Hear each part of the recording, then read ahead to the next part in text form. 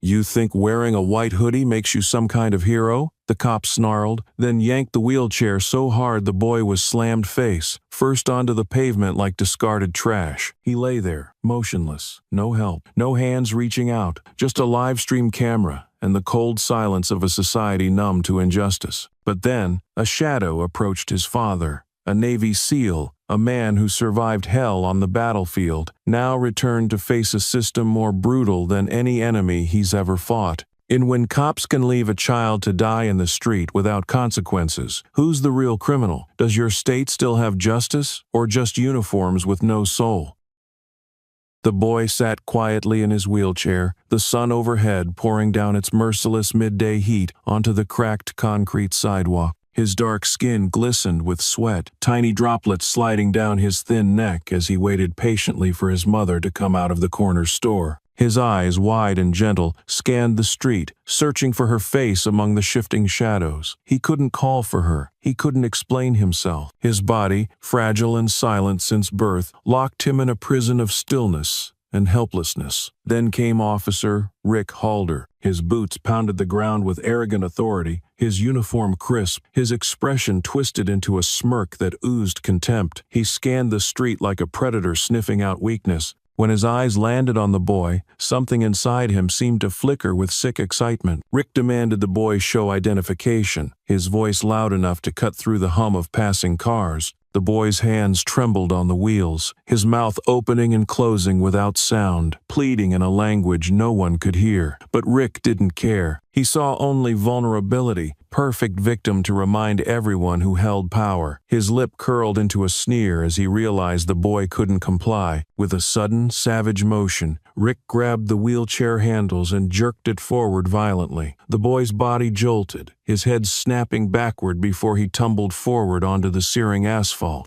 A sickening thud echoed as his delicate face met the ground. A dark pool of blood bloomed beneath his cheek, creeping outward in cruel, silent waves. The metallic scent of blood filled the heavy summer air, but Rick didn't flinch. He stood above the boy, eyes gleaming with a cold, hollow satisfaction, as if he'd stepped on a bug rather than crushed a life. Another officer watched from across the street, leaning against a patrol car, arms folded, face blank, a silent statue in uniform. Bystanders began to gather, their feet hesitant, their hands gripping phones raised shakily. No one moved to help. No one screamed or ran to stop the bleeding. Instead, they watched, paralyzed by fear, recording every second. The blue sky bore down, a silent witness to human failure. The videos spread like wildfire across social media. Screens everywhere lit up with the boy's final moments, hashtags exploding, comment sections roaring with fury and disbelief. Racism, justice, enough. The words repeated like a war drum. Yet, on that sun-bleached street, there was only silence. The boy's chest rose and fell weakly, his breaths jagged and fading. His eyes fluttered open one last time, reflecting the hot sky above, before slipping shut forever. The blood continued to seep, twisting along the pavement like a dark signature of injustice. Rick stood still, breathing hard, as if savoring the weight of his authority. He didn't check the boy's pulse. He didn't call for help. He didn't even look sorry. The other officer remained motionless, his indifference a second weapon slicing into the scene. The bystanders stepped back, their shock congealing into a thick, suffocating quiet. No hands reached forward. No words dared to challenge the uniform's shield. Rick finally turned, his eyes scanning the crowd with disdain, daring someone to defy him. The boy's small, lifeless body lay sprawled like discarded trash, his blood shimmering under the harsh midday sun. In that moment, the city's heart cracked open. The boy wasn't just another statistic or fleeting headline. He became a mirror reflecting the rot festering beneath the surface. His death screamed louder than any protest chant, echoing in every corner of every mind that saw it. Somewhere far beyond the crowd, a mother's heart would soon break. But in that single moment, the world stood frozen, forced to watch, forced to reckon with the raw, brutal truth. The boy's life ended not by chance, but by deliberate, cold-blooded cruelty, and no one dared to stop it. Somewhere far from that scorching sidewalk, a phone buzzed sharply against a polished wooden table, slicing into the heavy silence of a sunlit kitchen. The man who picked it up was no ordinary father. He was a former Navy SEAL, a tactical commander whose presence once silenced entire rooms. His hand, scarred from countless battles, wrapped around the phone with a quiet authority that suggested he had faced death more times than most people could imagine. But today, he wasn't facing gunfire or hidden explosives. He was facing a single devastating sentence that would crush the marrow in his bone. The voice on the other end was cold, clinical, as if reading a grocery list instead of announcing the collapse of a universe. His son was dead, killed. A small, helpless boy left to bleed alone under the sun while the world watched through glass screens and did nothing. His fingers tightened around the device until the plastic creaked under the pressure. His eyes didn't blink, they simply stared forward, wide and glassy, like a man who had just been shot in the chest without realizing he was bleeding out. Slowly, he lowered the phone, letting it fall onto the table as if it weighed 1,000 pounds. A single breath left his lungs, sharp and ragged, scraping against the walls of his throat. He looked down at his other hand, where his SEAL insignia rested, a small, cold emblem of all the discipline, sacrifice, and unstoppable force that had defined his entire life. In that instant,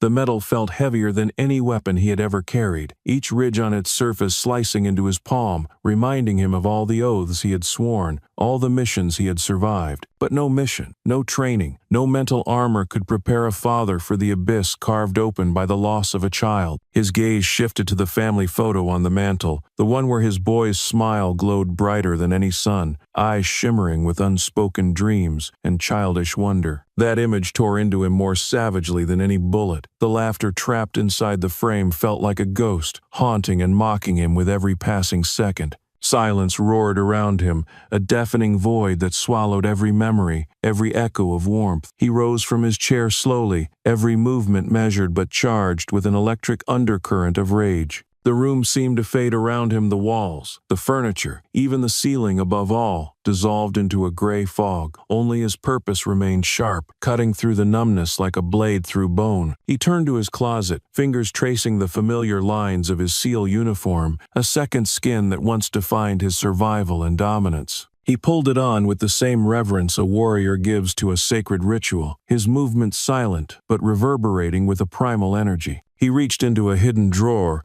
and withdrew his SEAL, tactical commander badge, holding it up to the light. It glimmered coldly, an unspoken promise etched in metal. His eyes found the mirror across the room. What stared back at him was not a father grieving a lost son, but a soldier reborn, forged in agony and resolved in absolute silence. The reflection showed no tears, no trembling lips, no visible fracture. Instead, his pupils burned with an ancient fire, a dark, relentless storm brewing in their depths. His jaw set like granite, shoulders squared with a force that seemed ready to fracture the earth beneath him. He studied his own face. The lines etched from years of combat now hardened into an expression that warned of coming devastation. For a brief moment, he pressed the badge to his chest, as if anchoring himself to something unbreakable. The air around him grew thick, electrified, each heartbeat reverberating like a war drum echoing through a silent valley. His fingers curled into fists at his sides, veins rising under his skin like coiled serpents ready to strike. He opened his mouth once, and only a single vow slipped out, low and deliberate, slicing the air with surgical precision. Today, I will show no mercy. Without another glance, he turned toward the door, his steps deliberate and thunderous despite their quiet sound. Each footfall marked the beginning of a reckoning, a silent march toward retribution.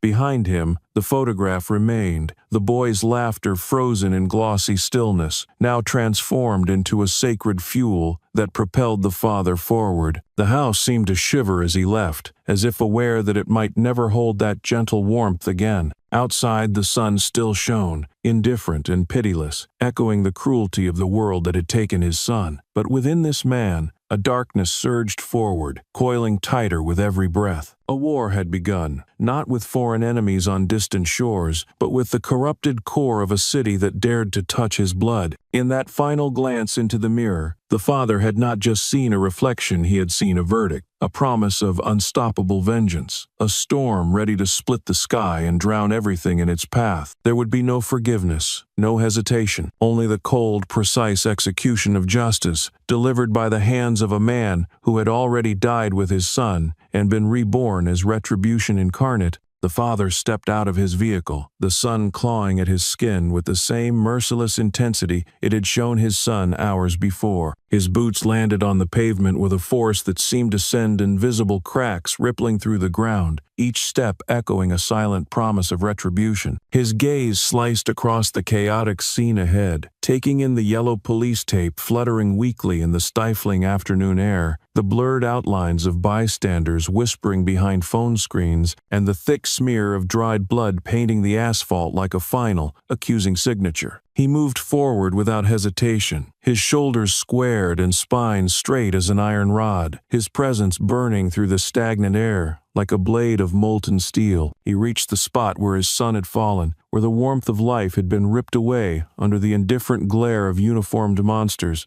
The father knelt down slowly, his knees touching the warm ground, his hands hovering just above the blood-stained surface. His fingers trembled slightly, but not from fear, from the force of a sorrow so deep it threatened to collapse his lungs. He reached out, brushing against the cold, stained edge of his son's final resting place, and exhaled a breath that carried the weight of 1,000 unspoken screams. His head dropped for a fleeting moment, a single second where grief cracked open the walls of his heart and roared into the void. But he forced it back, swallowing the storm and replacing it with an iron resolve that glinted like a drawn knife under moonlight. Standing up, he let the full power of his frame unfold, casting a long, immovable shadow across the street. His eyes rose to meet the group of officers standing idly nearby, their badges gleaming like mockeries under the sunlight. Their expressions were vacant, bored, like men waiting in line for coffee rather than standing at the scene of a murdered child. No remorse flickered in their eyes, no urgency in their postures. It was as if they were statues, draped in blue fabric and protected by a centuries-old immunity that had rotted into their marrow. Rick Halder stood among them, arms crossed, chin lifted in a performance of hollow bravado. His eyes, sharp and narrow, held a flicker of something foul, a twisted pride that clung to his lips like a smirk on a butcher. When his gaze met the father's, a thin veil of unease slid across his face, but he fought to hold it back, jaw tightening in an act of defiance. The father watched them all with eyes that felt like glacial steel, eyes that did not tremble, did not blink, did not ask for permission or forgiveness.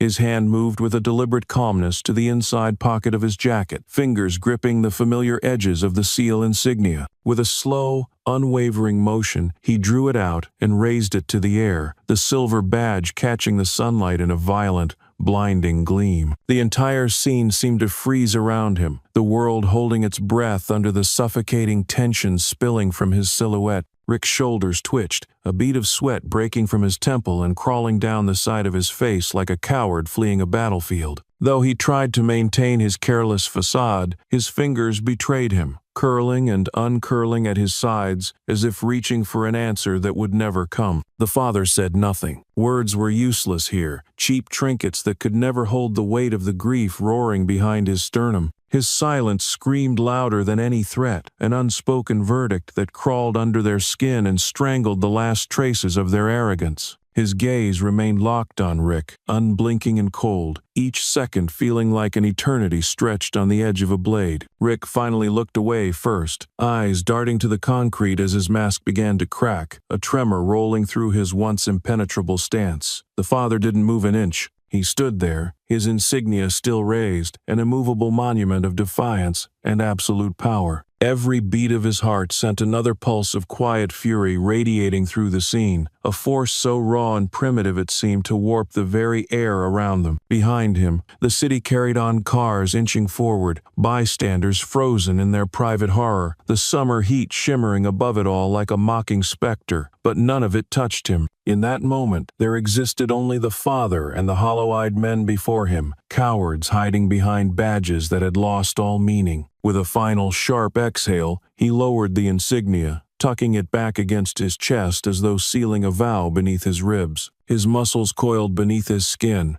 ready, awake, alive with the pure, relentless energy of vengeance. He didn't need to announce his next move. His body, his stare, his quiet fury had already drawn the battle lines. In the gleam of his eyes, there were no more questions, only inevitability. And as he turned his gaze once more to Rick, the silent message was as clear as if it had been carved into stone. You have awakened something that will not stop until justice itself screams your name. The father's breath was a slow, coiled thing in his chest as he stepped forward, his boots kissing the asphalt with a quiet finality that felt like thunder echoing beneath the surface. The air vibrated between him and the cluster of uniforms, an invisible current charged with the promise of devastation. His eyes, shards of sharpened steel, locked onto Rick Halder's face and sliced through every lie the man had ever hidden behind. Each blinkless second felt like an eternity stretching taut, and in that stillness, Rick's facade began to crack, tiny fractures appearing in the brittle arrogance he clung to so desperately. Rick's lips twisted into a sneer, thin and venomous, as if he still believed he could camouflage his fear with mockery. He tilted his head slightly, an almost theatrical gesture dripping with fake confidence, and let out a laugh that rang hollow and sour in the thick summer heat. But the laugh died before it could fully form, swallowed by the father's silent stare, a stare that carried the weight of 1,000 unspoken sentences, each heavier than any judge's gavel. Next to Rick, Officer Gregg shifted uneasily, sweat blossoming along his brow, fingers fidgeting near his holster, though he dared not draw.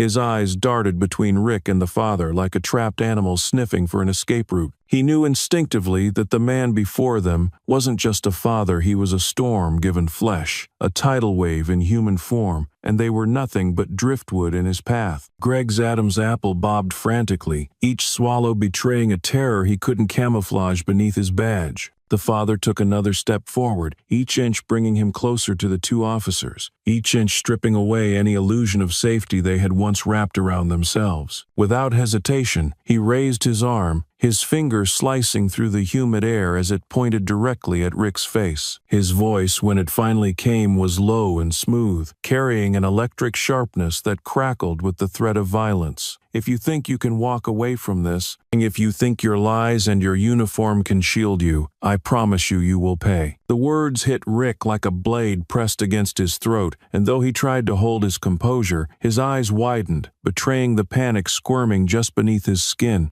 His jaw clenched so tightly, a vein pulsed along his temple, a silent metronome counting down the seconds of his borrowed arrogance. Greg's shoulders collapsed further inward, his chest rising and falling with shallow, desperate breaths as he scanned the perimeter, searching for help that would never come. The father didn't blink. His entire being radiated an unyielding calm that felt more dangerous than any drawn gun. His hand moved to his chest, sliding into his pocket, retrieving the seal insignia once more. He raised it slowly, deliberately, until the metal badge gleamed under the brutal afternoon sun. Its shine wasn't merely a reflection, it was a proclamation, a reminder that he was forged in war, sculpted by shadows and fire, and no amount of manufactured authority could challenge that. His eyes never left Rick's, boring into him with the precision of a sniper's crosshair. When he spoke again, his voice carried the gravity of final judgment. You made a mistake that will echo beyond your uniform, beyond your pathetic chain of command. You have crossed a line that cannot be uncrossed. For a heartbeat, the entire world seemed to shrink down to the space between those two men, one brimming with hollow bravado, the other exuding a lethal quiet that promised annihilation. The father's presence swelled, a silent crescendo that swallowed the hot air and drowned out the trembling whispers of nearby bystanders. Even the restless hum of the city felt muted, as if the universe itself paused to bear witness. Rick's mouth opened, but no words came out. His tongue fumbled for sentences that had lost all meaning under the weight of the father's gaze. Gregg shifted once more, his boot scraping against the pavement, a pathetic sound that echoed like a gunshot in the oppressive silence. The father finally lowered the insignia, tucking it back into his pocket with a final, decisive movement that carried the same finality as a closing coffin lid. His face remained carved from stone, his eyes two abyssal pits that reflected no light and offered no mercy. He took another step closer, erasing the last safe inches between them, his finger now hovering just an inch from Rick's chest, each molecule of space charged with raw menace. Rick inhaled sharply, the air rattling inside his lungs like a trapped ghost. He understood, even if he couldn't articulate it, he had not simply encountered an angry father, but a force of nature wearing a human face, a man for whom death was a language as familiar as breathing. With one last razor-edged glare, the father turned his head slightly, as if scanning the crowd for any witnesses foolish enough to misinterpret his promise. When his eyes returned to Rick, they no longer held words, only a silent decree that thundered louder than any scream. Your time is numbered, and justice is coming for you with a violence you have never imagined. And as the father straightened to his full height, his silhouette seemed to grow even larger, eclipsing the sun itself in the eyes of the trembling officers. In that breathless moment,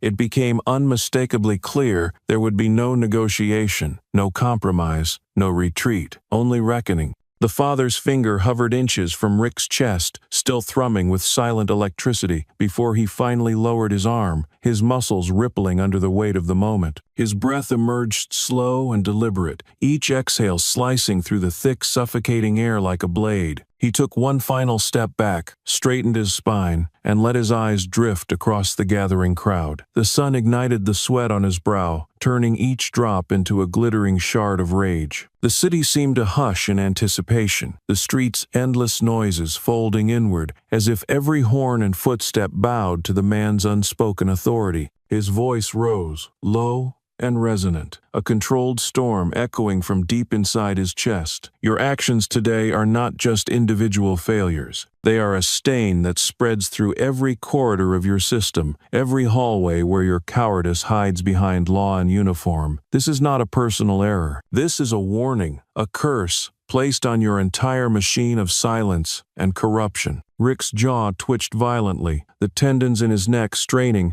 as though they might snap under the tension. His once arrogant stance now drooped into a grotesque caricature of defiance, shoulders sagging, as his eyes darted desperately from the father to the ground, unable to anchor on anything solid. His fingers trembled, curling and uncurling like claws scraping for purchase on a crumbling ledge. His lips parted slightly, a whisper of protest dying before it could be born, suffocated by the sheer gravity pressing down on him. Greg, standing to the side, swallowed hard, his throat convulsing in a helpless rhythm. He shifted his weight from one foot to the other, his gaze bouncing frantically across the bystanders whose phones hovered like silent judges, recording every tremor, every stutter in their once unquestioned authority. His breathing came fast and shallow, each gasp revealing the raw terror hidden behind his badge. The father turned his gaze away from Rick, sweeping across the sea of faces, each one frozen in a private storm of horror and helplessness. His eyes, aflame with a righteous blaze, drilled into them as if forging a silent pact. He raised his chin slightly, his voice hardening into a vow sharp enough to carve through concrete. No one has the right to do this to my son. No one. You have forced my hand, forced me to rise and become the executioner of your complacency. Each syllable landed with a heavy finality, a string of funeral bells tolling for the illusion of safety and impunity that had cloaked these officers for far too long. The father's hands tightened into fists at his sides, the knuckles ghost white, veins bulging beneath his skin like rivers of molten iron. The air crackled with unspent violence, a tension so potent it seemed to vibrate in the bones of every onlooker. Rick's eyes flickered upward for a split second, catching the father's gaze, and in that instant, every layer of his mask shattered. He turned away sharply, his shoulders hunching as if shielding himself from an unseen blade. His breath faltered, rattling in his chest like broken glass, each inhale a confession of his crumbling composure. The father pivoted slightly, his boots grinding against the asphalt in a slow, deliberate circle as he looked back toward the bloodstain where his son had lain. The air seemed to collapse around him, folding into a dense, oppressive silence. He took a single, quiet step forward, each movement echoing like a funeral drum through the stunned crowd. He knelt again, his hand hovering just above the faint outline of dried blood, fingers trembling not from weakness but from the raw, simmering power coiling beneath his skin. His head bowed, a quiet, reverent moment, as though he were speaking directly to his son's spirit. Then he spoke, his voice a low thunder that resonated through the marrow of every witness. "I swear to you, my boy, this will not happen again. I will not let this rot continue to spread. I will turn their arrogance into ashes, their indifference into dust." Greg took a staggered half-step back, his boots scuffing against the curb, the sound sharp and pitiful. Rick remained frozen, shoulders convulsing slightly, his breath reduced to shallow hiccups.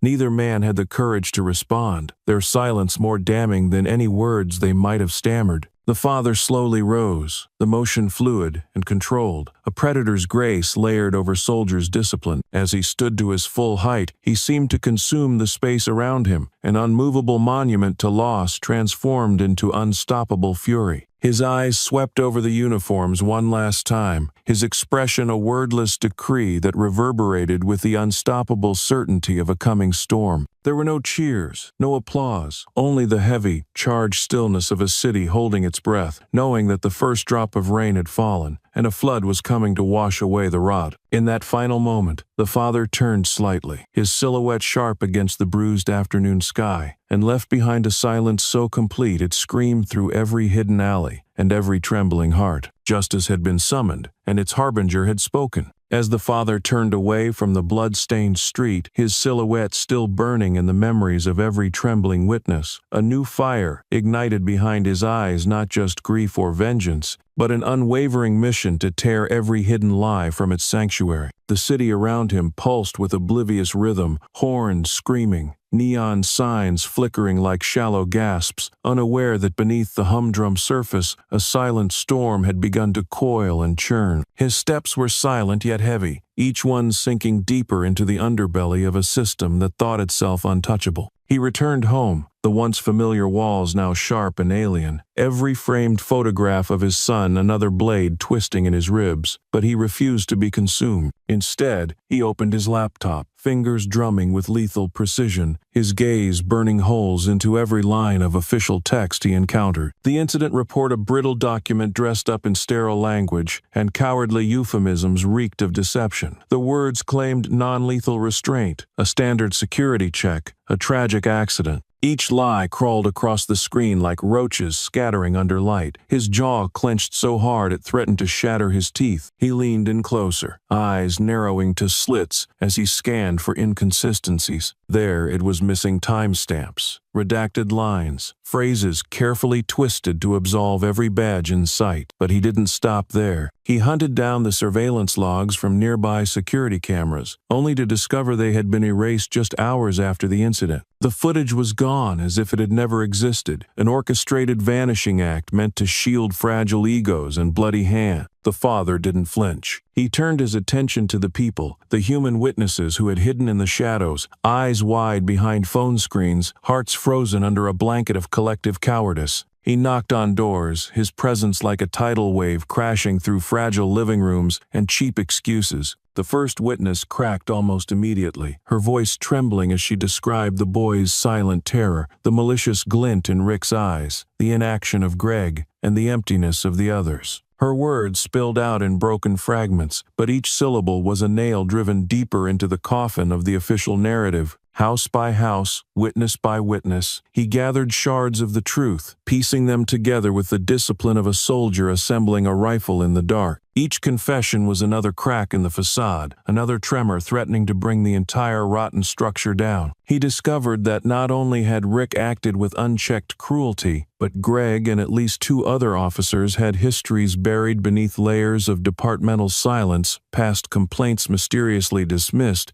disciplinary files conveniently shredded. One name surfaced repeatedly in whispered tones, a superior officer who had buried evidence and reshaped reports for years to preserve the illusion of honor. The father's breath became a silent growl in his chest. This wasn't just about his son anymore. This was a war against a hydra of corruption, a beast that feasted on silence and thrived in the shadows. He understood, with crystalline clarity, that his personal vendetta had metastasized into something far greater, a crusade to drag every hidden sin screaming into the light. He stood alone in his darkened living room, the walls glowing with pinned documents, photos, and scribbled connections, forming a spider web of complicity. His hand hovered over his son's picture at the center of the storm, his fingers trembling not with sorrow, but with a hunger for finality. He traced the boy's smile once, an electric promise crackling through his veins. He didn't see himself as a father anymore, not merely a victim spiraling into grief. He had become a blade forged by loss and quenched in betrayal, a living curse aimed at the heart of an empire that believed it could rewrite truth with ink and intimidation. He envisioned each officer, each complicit superior, each trembling bureaucrat who signed away their soul for a promotion, their faces illuminated in his mind like targets through a sniper scope. The city outside continued to spin in its oblivious dance, the heartbeat of neon and asphalt thumping on in arrogant ignorance. But he moved through it like a phantom, each step a silent vow, each breath a declaration of war against the veil of secrecy that had smothered countless cries before his son's final silence. He closed his eyes briefly, letting the chaos within him settle into a singular, crystalline purpose.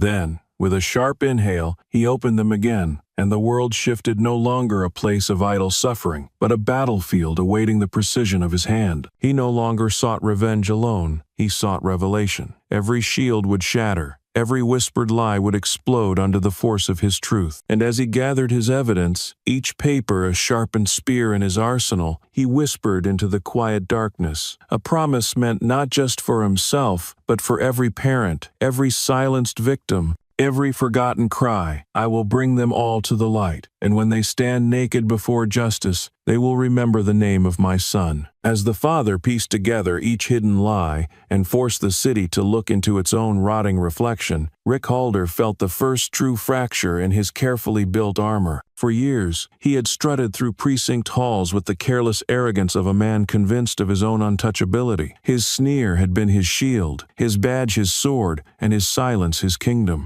But now, in the dim hours of early morning, as his phone buzzed endlessly with messages he didn't dare read, Rick sat on the edge of his bed, palms clammy, eyes darting around the room as if the walls themselves might rise up to accuse him. The father's presence had infected him like a plague. Every whisper outside his door felt like a death sentence. Every headline twisting its way onto his screen felt like a blade pressed against his throat. He replayed the father's stare in his mind, that cold, unblinking abyss that seemed to strip him naked and read the rot in his soul. Rick's breath caught in his chest, his lungs clawing for air as beads of sweat slid down his spine, icy and sharp. Meanwhile, Greg stood in the precinct hallway, hands trembling as he fumbled with his belt. His eyes flicked toward every passing officer, paranoia blooming in every corner of his mind. His heartbeat thundered in his ears, drowning out the fluorescent hum overhead. He couldn't forget the father's voice, deep and echoing like a funeral drum. "Get ready. What you did today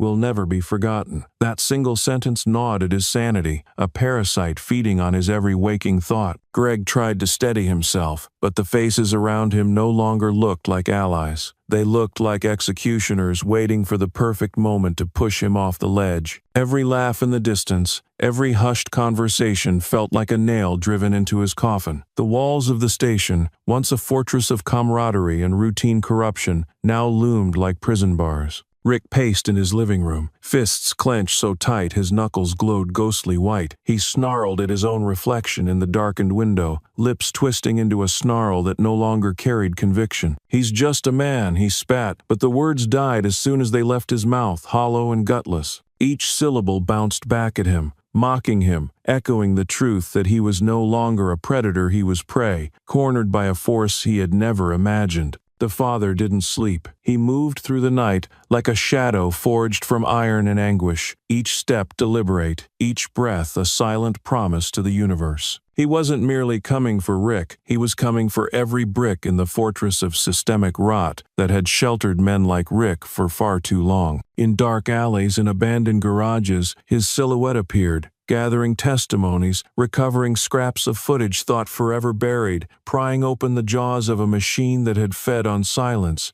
Word of his campaign spread like wildfire through the ranks. Officers whispered his name in break rooms with shaking voices, their eyes darting toward the door as if expecting him to crash through at any second. The father's ghostly figure haunted their minds, not shouting, not flailing, but burning with that cold, unstoppable resolve that felt more dangerous than any bullet. Rick felt his once loyal colleagues begin to peel away, their gazes no longer filled with shared arrogance but with suspicion and veiled contempt. He saw them stepping back, saw their conversations hushed the moment he entered a room. Each corridor felt tighter, each uniform heavier, each badge more like a brand of shame than a symbol of authority. Greg avoided his reflection entirely, unable to face the man staring back. His guilt had bloomed into an acidic flood that corroded every word he tried to swallow. He understood now with bone-deep horror that no fabricated report or half-hearted apology could shield him from the father's storm. He could almost hear the footsteps coming, measured and steady, as inevitable as a ticking clock counting down to his own ruin. In the heart of this crumbling fortress, the father stood unbowed. His voice reverberated through every crack in their fragile hierarchy. Your sins won't die in a file cabinet. They will live forever in the eyes of those you thought too weak to fight back. You think you've buried the truth, but I will exhume every rotting piece of it and hang it in the sun until it screams.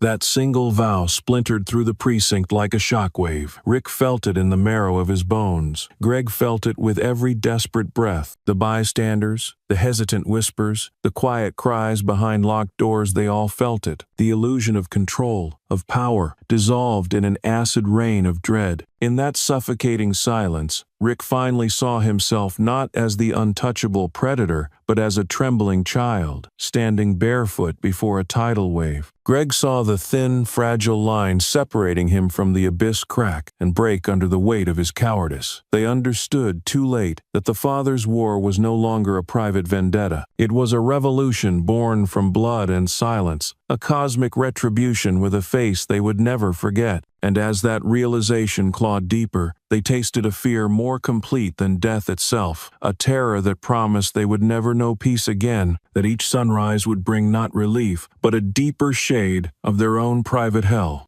The taste of fear still echoed in the precinct hallways as the official investigation finally crawled into existence, a sluggish, bureaucratic beast that moved with the grace of a dying animal. The father watched from the shadows, his sharp gaze dissecting every public statement, every staged press conference with a disdain colder than Arctic ice. The words from officials were dipped in honey, each phrase carefully constructed to buy time and pacify a restless public. But beneath that glossy surface, he smelled the stench of cowardice and delay. He read the preliminary reports, every line a labyrinth of technical jargon and hollow reassurances. The words pending review and internal inquiry appeared so often they felt like a mantra chanted by priests of a broken temple. His hands trembled as he turned each page, but not with grief, with a barely contained fury that threatened to ignite every cell in his body. He saw it immediately. The subtle shifts in timeline, the omitted witness statements, the creative reinterpretations of evidence. The father knew these tactics well. He had dismantled entire terror cells overseas, unraveled smoke screens woven by men who believed themselves untouchable. This was no different. The corruption wore a badge instead of a bomb vest, but the rot was just as thick, just as shameless. He stalked the city at night, moving from one reluctant witness to another. Their eyes were wide, darting over his shoulders as though ghosts might be listening. Some spoke in whispers, voices brittle as cracked glass, terrified of retribution. But the father's presence, his unwavering stare and magnetic aura, pulled the truth from their trembling lips, like a confession from a dying man. He heard stories of officers laughing behind closed doors, mocking the boy's final moments as if they were nothing more than a cruel punchline. He listened to whispers of files conveniently misplaced, surveillance footage accidentally erased, higher-ups promising promotions in exchange for silence. Piece by piece, the father stitched these fragments into a mosaic so damning it seemed to hum with a pulse of its own. He uncovered photos, phone records, secret text messages, all evidence that the entire structure was not merely flawed, but actively malignant. His fingers worked like surgical blades, extracting secrets hidden beneath layers of polished statements and rehearsed apologies.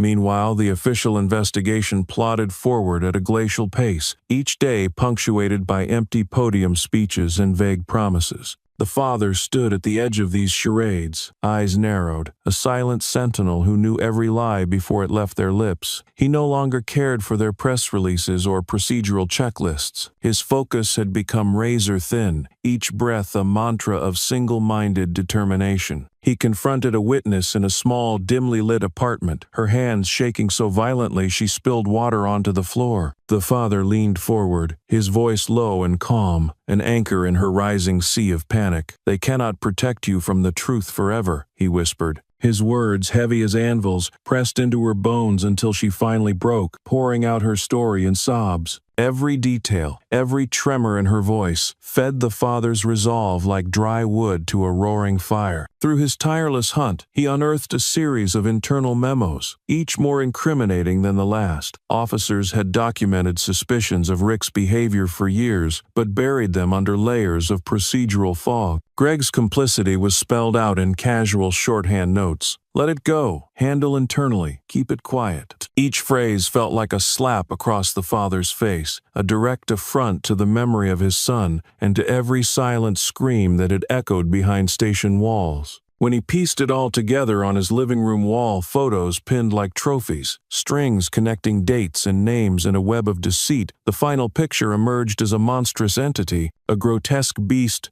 stitched together from cowardice and corruption. He stepped back and let the gravity of it sink into his bones, each pulse in his veins drumming with an ancient, vengeful rhythm. The father understood in that moment that the legal system's pace was a deliberate tactic, a slow poison designed to outlast public outrage and suffocate the truth before it could stand on its own. He refused to let it happen. No longer content to rely on courtroom scripts and impotent hearings, he vowed to become the blade that would slice through the system's throat. With each new piece of evidence, each reluctant witness turned ally, he felt his power grow, not the empty authority of a badge, but a visceral, living force that rose from the marrow of his pain. He was no longer merely a father seeking justice. He had become an architect of reckoning, a phantom that danced just beyond their reach, always watching, always listening. The city slept in uneasy ignorance, its heartbeat steady, only because it did not yet know the shape of the judgment creeping toward it. And as the father stood in his living room, staring into the snarling face of the beast he had unmasked, he inhaled deeply, his eyes burning with a light that no badge or bureaucracy could extinguish. In the darkness, he whispered, "Your fortress is rotting. I will tear it down brick by brick, and when it collapses, I will be there to watch you crawl from the ruins." The father stood before his living room wall, the intricate web of evidence stretching across it like veins of lightning frozen in a midnight sky. His eyes roamed over every photo, every scrawled note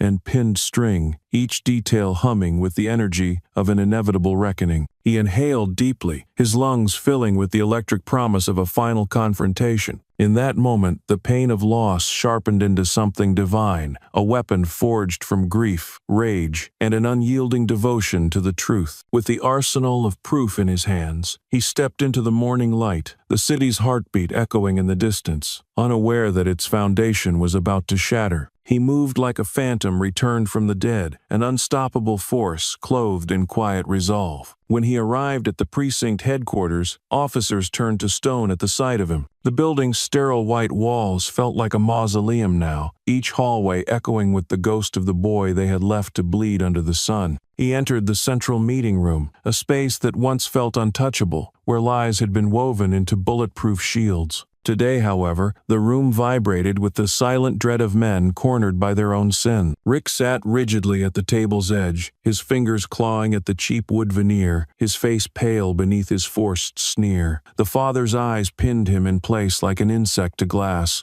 Every muscle in Rick's body twitched under that gaze, each breath coming in shallow, panicked stabs. With a single motion, the father tossed a thick folder onto the table, the papers spilling out like a flood of ghosts. Witness statements, surveillance screenshots, internal memos, each piece a dagger into the rotting heart of their facade. The father's voice, low and resonant, cut through the sterile room like a blade through silk. These are the truths you tried to bury. Today they breathe. Rick's smirk trembled and then collapsed entirely, his mask shattering in an instant. He glanced around for support, but the eyes of his fellow officers offered no sanctuary. Instead, they averted their gaze, shrinking away as if fearing they might be dragged into the abyss he had dug for himself. Greg sat slumped at the far end, his head bowed so low it looked as if he might collapse under the weight of his own cowardice. The father took another step forward, the floor beneath him seeming to crack from the pressure of his presence. He scanned the room, his eyes alive with the raw blaze of a man carrying an entire universe of righteous fury. You believed your uniforms would save you. You believed silence was your ally. But you underestimated the power of one voice armed with the truth, he declared, each word vibrating in the officer's bones like the pounding of war drums.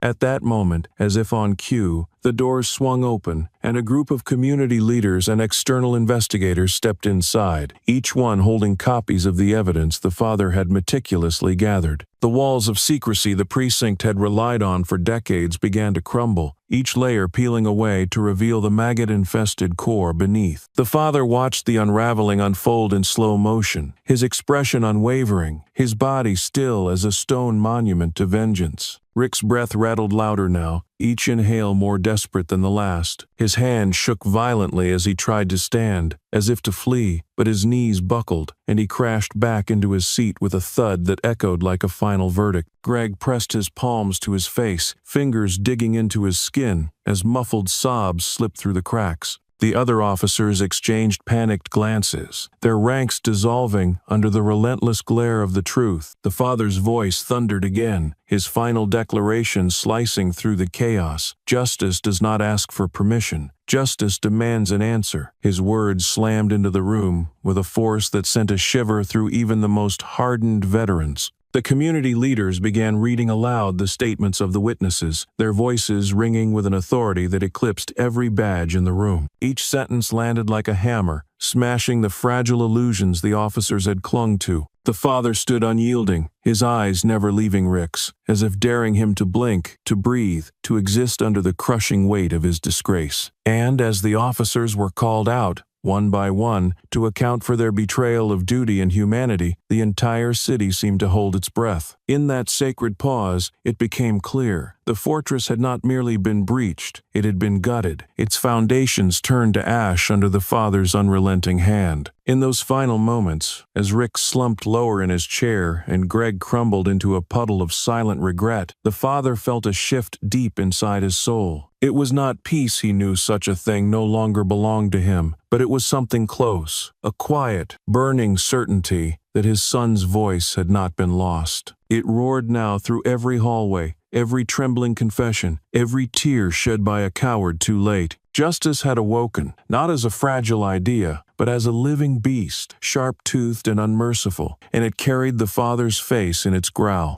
The father stood immovable at the head of the long conference table, the ruins of deceit and arrogance spread out before him like a battlefield littered with broken shields. His gaze swept across the room, pinning every uniformed man in place, each one shrinking beneath the silent, magnetic pull of his presence. Rick sat directly opposite him, a wilted remnant of the swaggering brute he once pretended to be. His shoulders sagged, the bravado in his jawline dissolved into a quivering mask of resignation. His eyes darted desperately, seeking an escape that did not exist. The father inhaled slowly, his chest rising with a quiet authority that felt larger than the room itself. Each breath was a monument to his son's stolen laughter, each exhale a testament to every sleepless night haunted by injustice. His fingers curled against the edge of the table, knuckles blooming white as he steadied the storm inside him. Then, his voice rang out low, deliberate, and sharp enough to cut bone. Your badges were never shields. They were masks you used to hide your cowardice, your hunger for power, your indifference to life. Today those masks have been torn away. Rick flinched as if struck, his eyes flickering toward the others for help that never came. Beside him, Greg stared into the table's surface, unable to lift his gaze, his face a roadmap of regret and wasted loyalty. The other officers shifted in their seats, the heavy silence pressing down on them like an ocean current dragging them under. The father leaned forward, his eyes locked on Rick with a force that felt like a spotlight burning through flesh. "Confess," he demanded, the word ricocheting off the sterile walls, echoing deep in their marrow. Rick's lips parted, a strangled sound crawling from his throat, a sound that was neither word nor scream, but a grotesque admission of his unraveling. His hands trembled violently as he finally looked up to meet the father's stare, the truth breaking through in his quivering whisper. I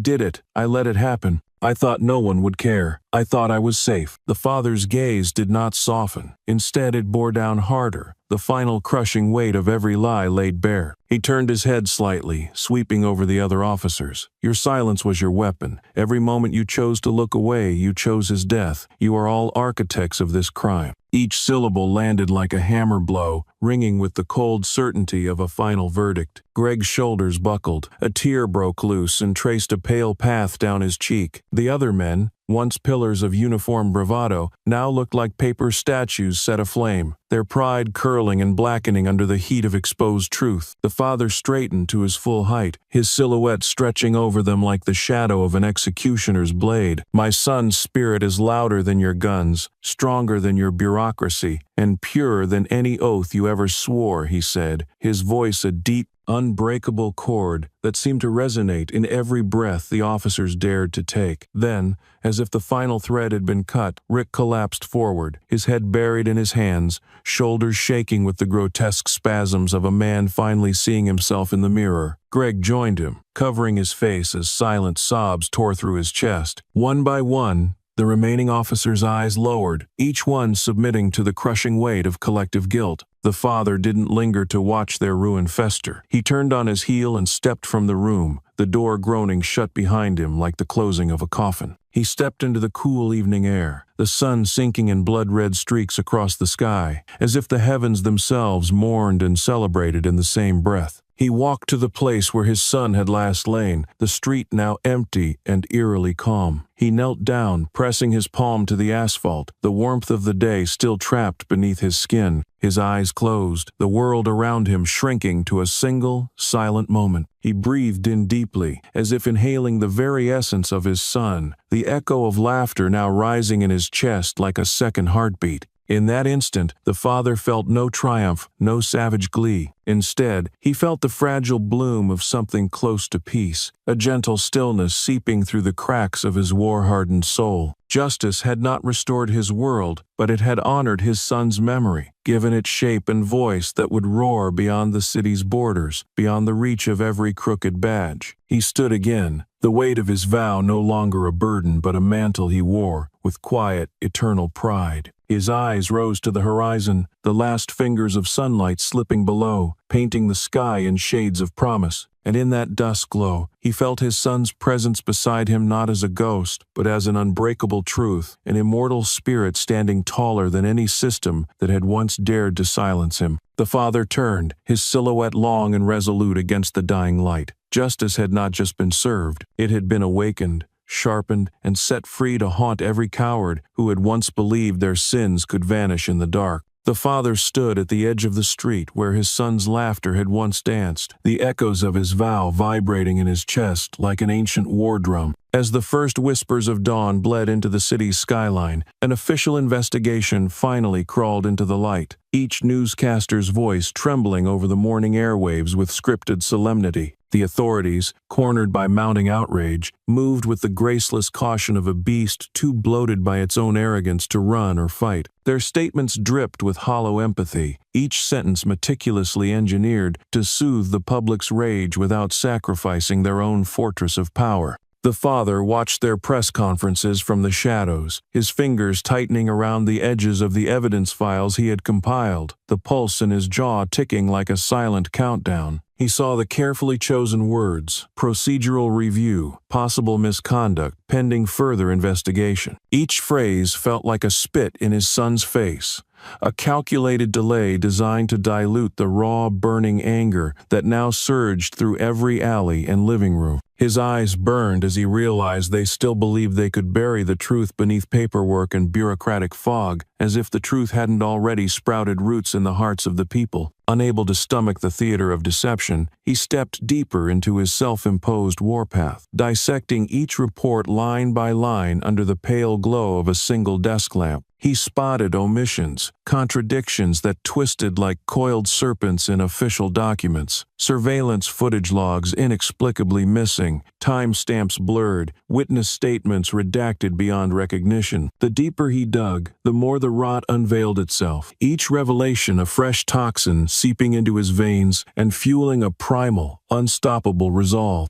As he moved, the community began to shift. What had started as whispers turned into late-night conversations behind closed doors, then spilled into streets adorned with posters, murals of his son's face, candles burning like tiny revolutions against the night. The city's heartbeat changed tempo, each pulse echoing his defiance. Journalists caught the scent of real blood behind the scripted lines, and cameras swarmed the courthouse steps, their lenses trained not on the official spokespeople but on the father, whose silhouette grew larger than any institution dared imagine. Meanwhile, inside the fortress of polished hallways and locked file rooms, officers and higher-ups scrambled to reinforce their barricades. Meetings behind frosted glass turned heated. Voices rose in panicked crescendo, the smell of sweat and desperation saturating the stale air. Their faces, once chiseled in stoic confidence, now twitched with the fear of exposure, eyes darting over shoulders as though each echo carried the father's breath. The father moved among them like a ghost wrapped in iron, his footsteps heavy with purpose. When he appeared at city council hearings, his presence sucked the air from the chambers. The officials, draped in their ceremonial arrogance, fumbled over prepared statements, eyes refusing to meet his. He did not yell, did not wave his fists. His silence roared louder than any rallying cry. When he finally spoke, each word descended like an executioner's blade. Every second you stall is another moment my son's blood screams for justice. You will not outlast this truth. The public began to fracture the protective shell around law enforcement. Protesters flooded city intersections, chanting his son's name in a unified, thunderous cadence that shattered windows and illusions alike. Social media caught fire with hashtags burning holes in official narratives, each share a tiny spark that joined into an inferno no press release could smother. As documents continued to leak, carefully curated statements lost all traction. The father unveiled suppressed footage on a live stream, each frame a dagger slicing through institutional lies. The public watched in horror and awe as he detailed the missing minutes, the deliberate camera angles chosen to obscure brutality, from the signatures of those who signed away the boy's last moments with strokes of ink as casual as ordering lunch. The city could no longer claim ignorance. The walls had been torn down brick by a man who had once only known how to protect his country from enemies abroad, now turned inward to destroy a far more insidious enemy at home. Rick, once a titan of swaggering cruelty, cowered in his home, blinds drawn, each noise outside interpreted as the father's footstep. Greg spiraled into paranoia, skipping shifts, haunted by phantom knocks and nightmares of the father's unblinking eyes. Other officers who once laughed and slapped backs in locker rooms now whispered about plea deals and immunity. Rats jumping from a ship set ablaze by its own captain. The father's campaign was no longer just a personal vendetta. It had metastasized into a city-wide awakening. Legal scholars debated precedents on primetime television, while protest leaders called for systemic dismantling. Anonymous leaks poured into journalists' inboxes, each one a new thread unraveling the tightly woven veil of corruption. And still, the father stood unbowed at the center, a silent architect orchestrating collapse with the precision of a master tactician. When summoned to an emergency committee meeting broadcast live, the father entered like a storm given flesh. Officials shifted, the sound of papers shuffling like dry leaves in a graveyard wind. He set down a single folder on the table, its weight echoing like a war drum. One by one he recited names,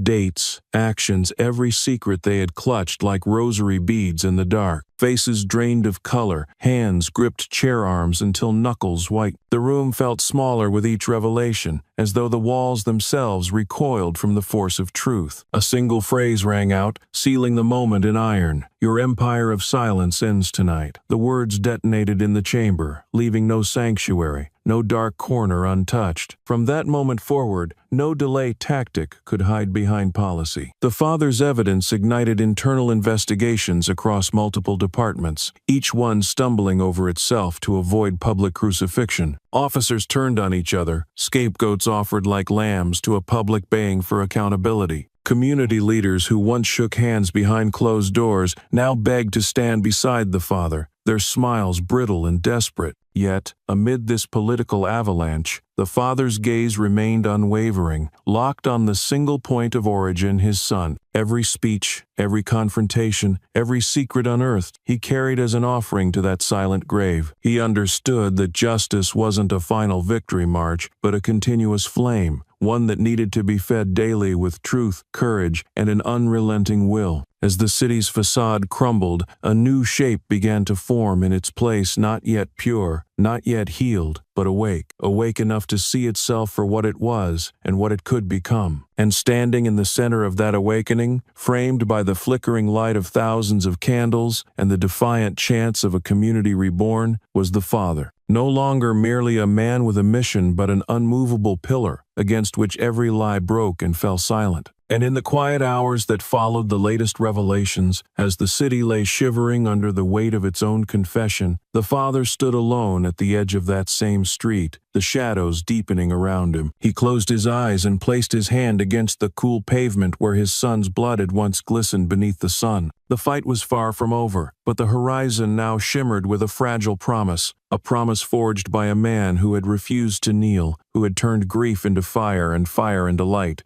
And in that light, the city took its first real breath in decades, trembling but alive. The father stepped forward from the ashes of the investigation, his silhouette no longer merely that of a grieving parent, but a living monument to unstoppable justice. The evidence he had unearthed burned through the city like a righteous wildfire, searing away layers of protective lies that had cocooned the police for decades. Each headline was a hammer blow, each protest chant a drumbeat marking the end of an era built on silence and unchecked brutality. The father's name was whispered in alleyways and shouted on courthouse steps, no longer as a victim but as an executioner of systemic decay. Rick Halder, once so sure of his place atop the rotting hierarchy, now found himself cornered in his own fortress. His hands trembled at his side as he watched the father approach, each step heavy with a promise of reckoning. Rick's eyes darted frantically, seeking support from colleagues who had once rallied behind his sneers and casual violence. But today, they shrank away, their gaze sliding off him like water off glass. Their alliance, once cemented by shared corruption and cowardice, fractured under the blinding floodlights of truth. Greg stood nearby, his face a pale canvas of dread. His breath came in ragged gulps, each inhale a desperate plea for escape from the gravity of the father's approach. His fingers twitched at his belt, haunted by phantom echoes of the father's voice reverberating in his skull. Rick turned to him, eyes wide and shining with unspoken demands for solidarity, but Greg's gaze collapsed under the weight of his own guilt, his shoulders curling inward, as if to shield himself from the inevitable collapse. The father's eyes sliced through the two men like razors honed in 1,000 sleepless nights. His stare carried no mercy, no flicker of hesitation, only the raw, unfiltered glare of a man who had dragged the truth out of the dirt with his bare hands. He stopped inches away, his shadow engulfing them both in a suffocating eclipse. When he finally spoke, his voice did not rise in volume, yet each word cracked the air like a gunshot. "The veil is gone. Your empire of deception has crumbled. You're nothing but carcasses hiding behind dying badges." Rick opened his mouth, his tongue fumbling for the old bravado, the biting sarcasm he once wielded like a knife, but only a choked hiss escaped, a pathetic echo of the man he thought himself to be. Greg staggered backward, his legs wobbling, every breath a silent apology he couldn't bring himself to voice. Other officers gathered around the perimeter, eyes darting between the father and Rick, their collective posture sagging under a newfound shame. Some dropped their gaze, others shifted their feet as if the floor had turned to molten steel beneath them. Their once solid wall of camaraderie dissolved, revealing each man alone, each secret no longer shielded by the thin blue line. The father turned his gaze to the others, his eyes glowing with a volcanic resolve. Every laugh you shared, every silent nod, every report you altered, you own all of it. You thought loyalty to each other would save you, but now you will answer to something greater than your fragile fraternity. You will answer to a father's promise and a child's stolen future. Rick recoiled as though struck, his knees buckling,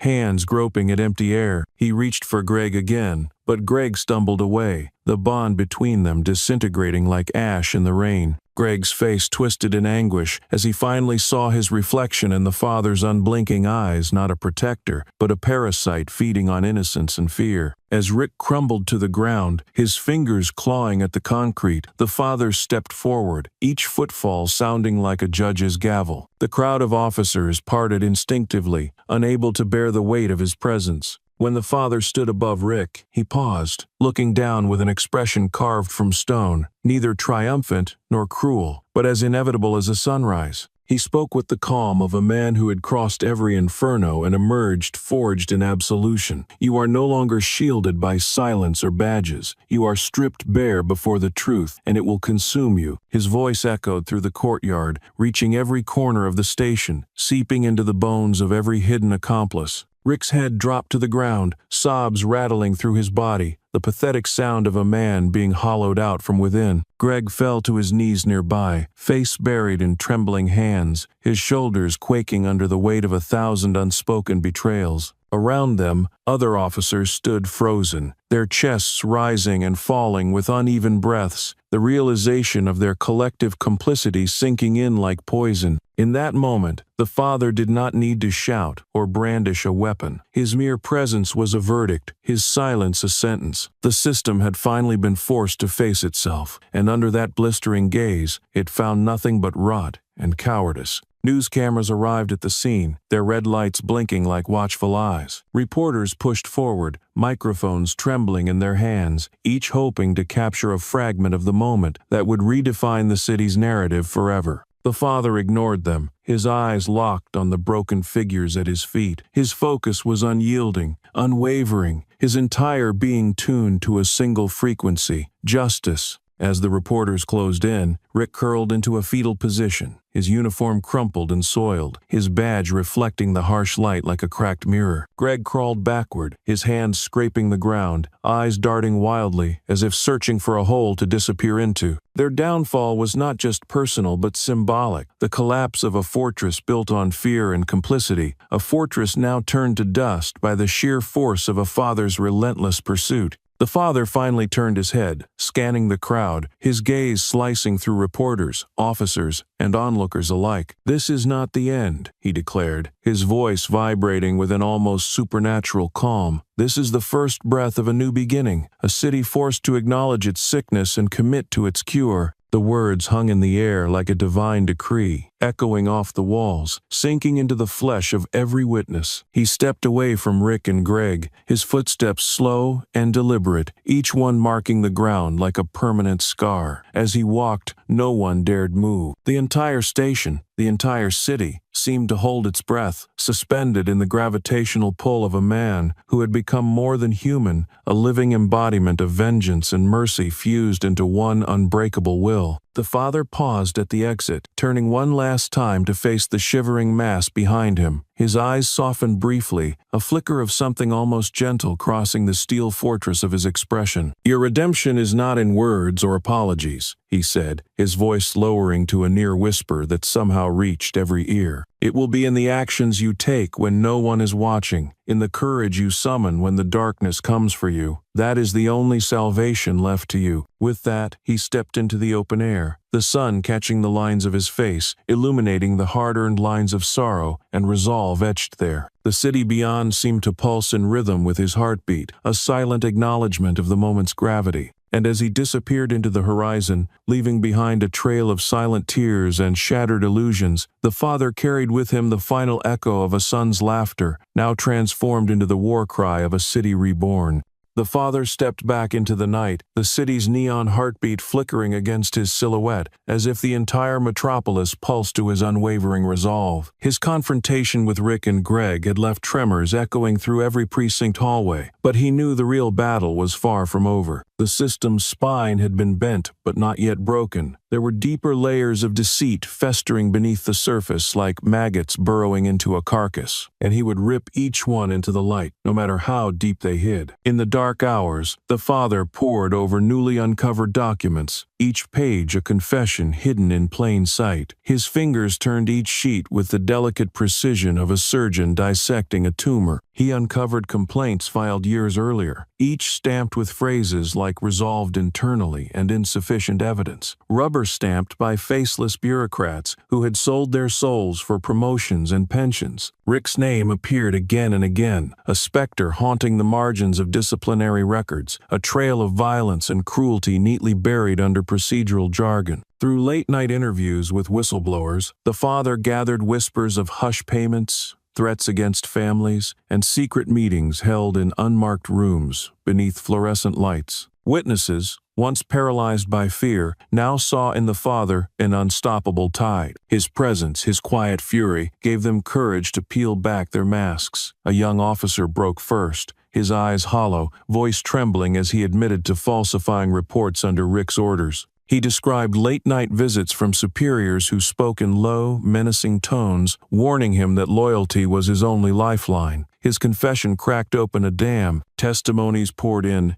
each one more damning than the last. A woman who had been brutalized by Rick during a supposed routine stop described the gleam in his eyes, a gleam that craved submission and humiliation. Another man, once beaten into a coma, finally found words to describe the laughter echoing in the station halls after they dragged him away. Each story stacked upon the next, forming a tower of rot so tall it threatened to eclipse the city skyline. The father collected each piece like a war trophy, stringing them together into a narrative so unflinching it made even the most hardened observers flinch. He presented these revelations publicly, streaming them live to millions. His voice, calm yet edged with volcanic heat, guided viewers through each sin, each betrayal. He named every officer, every bureaucrat who signed off on Rick's rampages, every silent accomplice who chose comfort over conscience. The city's collective gasp became a howl of rage, flooding the streets with chants that reverberated off skyscrapers and into every hidden alley. Rick, now stripped of his last offenses, became a symbol of all that had festered in the city's underbelly. He barricaded himself inside his home, blinds shut, each creak in the floorboard sending him spiraling into deeper paranoia. His phone lit up with threats and curses, each notification a nail in the coffin of his carefully curated facade. Meanwhile, Greg turned into a phantom, unable to show his face in public, haunted by the father's voice and the damning glare of a city reborn through fury. But the father did not stop with Rick and Greg. His warpath veered into the very architecture of the police system itself. He exposed internal audits that documented excessive force, but were conveniently lost during annual reviews. He unearthed transcripts from private strategy meetings, where officials debated how to spin public outrage into controlled narratives. Each revelation was a scalpel slicing through the flesh of systemic corruption, each press conference a public autopsy laying bare the anatomy of institutional rot. City officials scrambled like insects under a sudden floodlight, issuing frantic apologies and promises of reforms that felt as thin as tissue paper against a hurricane. Their carefully rehearsed statements dissolved under the weight of undeniable evidence, their faces captured in viral clips as they fumbled, stuttered, and collapsed under the onslaught of collective truth. Even officers who had once mocked the father now found themselves isolated, watched by a public that no longer saw heroes in blue, but accomplices wrapped in cloth and steel. Some attempted to resign, hoping to flee the gathering storm, but the father anticipated every move, every desperate exit strategy. His strategy was not fueled by anger alone, but by a lethal clarity, a vision as precise and unstoppable as a bullet fired from a sniper's rifle. When he appeared before a televised citywide hearing, the room trembled with tension. Reporters leaned forward, pens hovering, while officials shifted uncomfortably in their seats, sweat glistening under bright studio lights. The father stood tall, his presence consuming every inch of the stage. He dropped a heavy binder onto the podium, the sound sharp and echoing like a gunshot in a silent chapel. "This," he began, his voice controlled and deep as thunder rolling across an open plain, "is not merely the story of a murdered child. This is the anatomy of a system designed to kill truth and bury it beneath polished badges and false brotherhoods." He turned page after page, each slide behind him flickering with evidence, photos, signatures, timestamps, unredacted memos. The room's air thickened with dread, each new detail a punch to the gut of an audience forced to witness the horror it had ignored for far too long. Some officials tried to interrupt, their voices brittle and pathetic, but he silenced them with a single glance, a look so cold it felt like winter pressing against exposed skin. Cameras broadcast every second, every tremor in the official's fingers, every tear welling in the eyes of those who finally saw the city's true face. The father stood unmoved, a titan forged in loss and relentless truth, his eyes scanning the sea of heads bowed in guilt or shock. His final words fell upon them like a benediction and a curse all at once. Your silence was your choice, your complicity was your comfort, and your downfall is your legacy. As he stepped away from the podium, the silence in the chamber felt deafening, an echo chamber of collective shame and irreversible revelation. Outside, the city roared to life. Protesters surged forward like a tidal wave, no longer shouting for vengeance alone but demanding rebirth, systemic collapse, and honest rebuilding from the bones up. Rick was arrested that night, dragged from his barricaded home, his eyes wild and feral, spitting curses that no longer held power. Greg turned himself in shortly after, his face pale as chalk, hands trembling as he signed his confession under 1,000 watchful lenses. Other officers followed, each new confession toppling another brick from the once untouchable fortress. And through it all, the father moved like a silent reaper, harvesting the final pieces of a truth too powerful to be chained. In every camera flash, every chant echoing through concrete canyons, every broken man sobbing behind bars, his son's laughter resounded no longer as a memory, but as a living, roaring testament to a justice no system could smother again.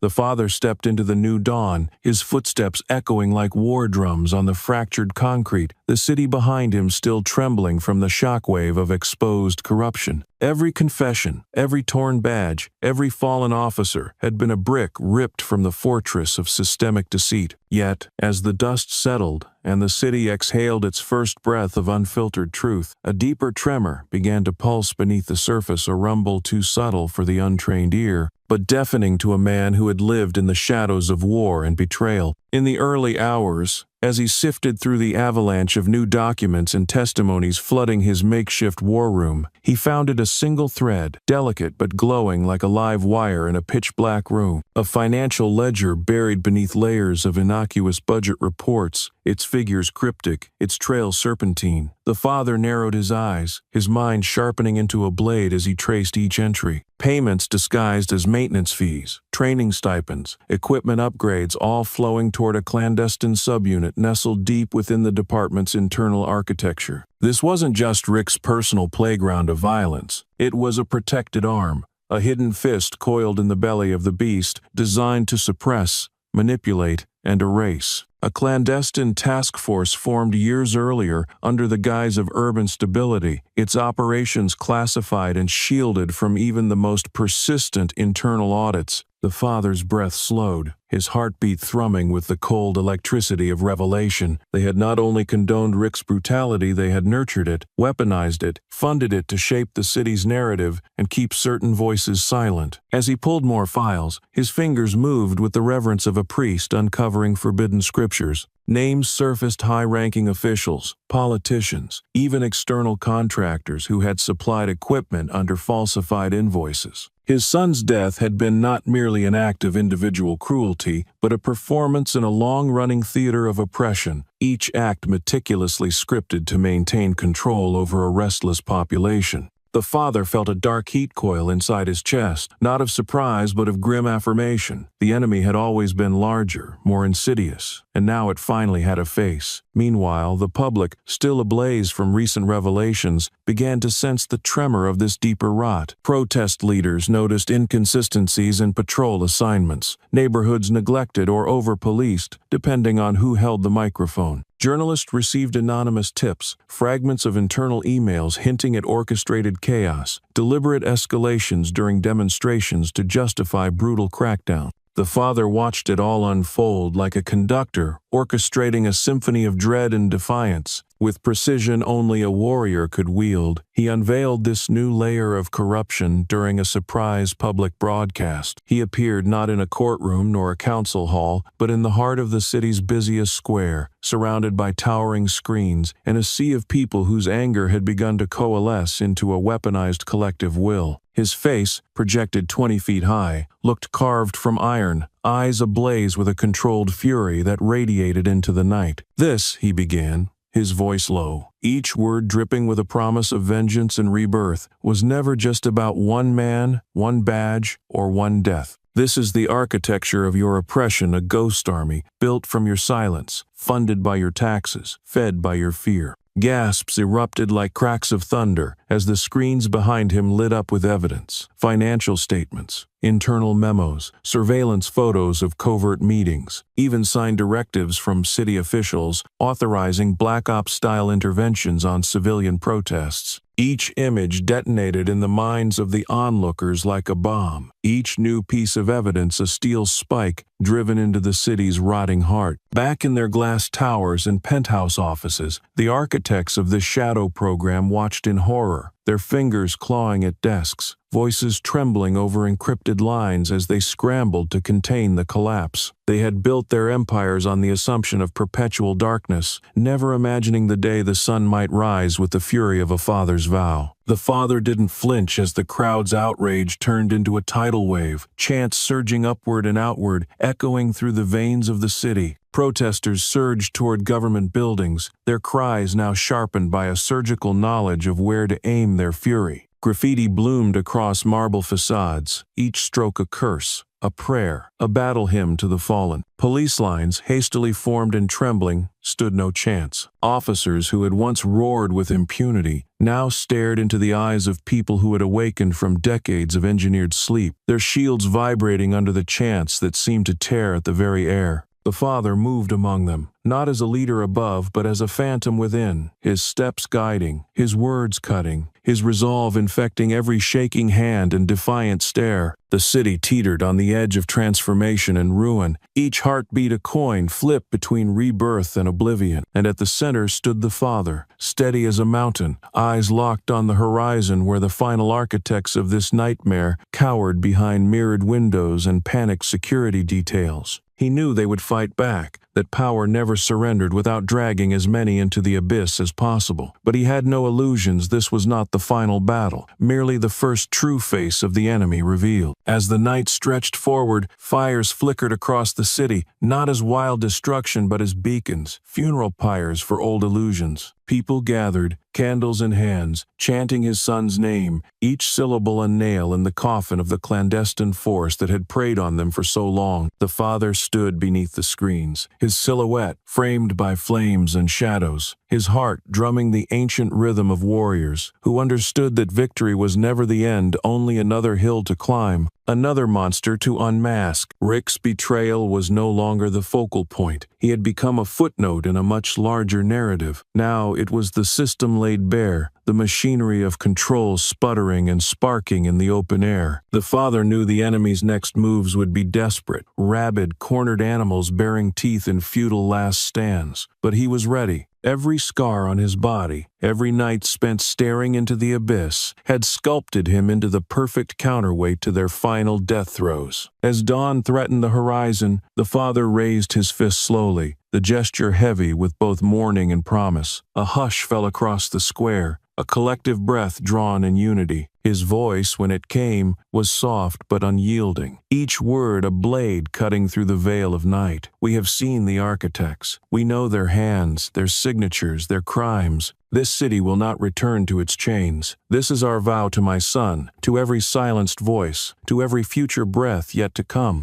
A roar answered him, shaking windows, rattling the stars themselves. In that sound, he felt his son's spirit move through the crowd, a living current that transcended blood and bone, becoming something eternal. And as the father stepped forward into the breaking day, the twist had fully unraveled, revealing that the true war was only beginning, not just for revenge, not just for one life stolen, but for the soul of the city itself. The father stood beneath the bruised dawn sky, the air vibrating with the echoes of the previous night's roar. His silhouette merged with the shadows of broken barricades and fallen banners, a living monument to defiance. The city trembled around him, reborn and bloodied, like a giant struggling to its feet after decades of slumber. But the father's gaze was not on the scattered remains of the battle. It was locked on a single, inevitable point, the last confrontation that would rip the final mask from the face of this decaying empire. Rick was dragged into the clearing, wrists bound, eyes wild and glassy, like a cornered animal that had once ruled a kingdom built on fear. The father moved forward, his steps deliberate, his breath steady, each footfall echoing with the promise of finality. Rick's lips quivered, words clawing at his throat but dying before they reached the air. He tried to avert his gaze, but the father's stare was a blade, forcing him to meet a reckoning he could no longer flee. They stood inches apart, the air between them electric and raw. The father's voice, when it came, was a low thunder, rolling over scorched earth. "Speak," he commanded, not as a request, but as an ultimatum carved from grief and forged in iron. Rick's body twitched, his chest heaving as he finally choked out words that tasted like ash. "I did it," he gasped, eyes darting wildly. "I killed your son, but I wasn't alone. The system they built me, protected me. They needed monsters like me to keep the streets quiet, to keep their power intact." A hush fell over the crowd that had gathered, every breath suspended, the city itself seeming to hold its lungs tight against its ribs. The father tilted his head slightly, his eyes narrowing into slits that burned with the intensity of 1,000 suns. "You think hiding behind the system absolves you?" he asked, each syllable sinking into Rick's skin like burning coals. Rick stammered, sweat pouring down his temples, his body trembling as he searched for an answer that might save him. I